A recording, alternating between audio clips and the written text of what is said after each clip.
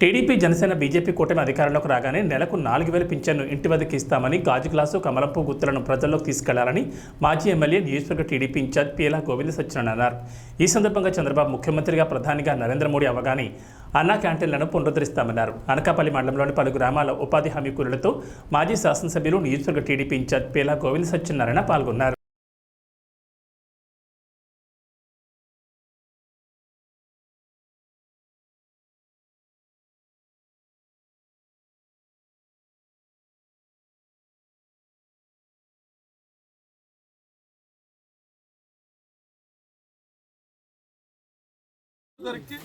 పెంచిన వెయ్యి పాత జరిగిన 3 నెలల వెనక్కి 4 + 3 7,000 రూపాయలు మీ ఇంటికి అందరికి అక్కడ అనేది ప్రతి నెల కూడా 4,000 రూపాయలు పెంచిన.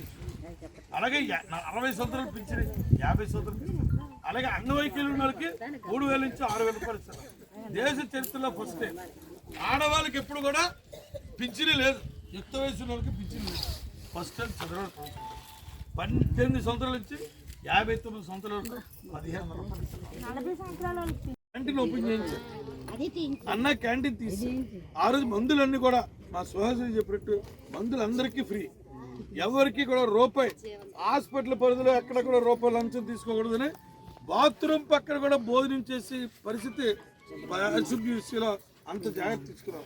ఈరోజు హాస్పిటల్ ఏం చేశారో తల్లి సర్వనాశనం చేస్తారు.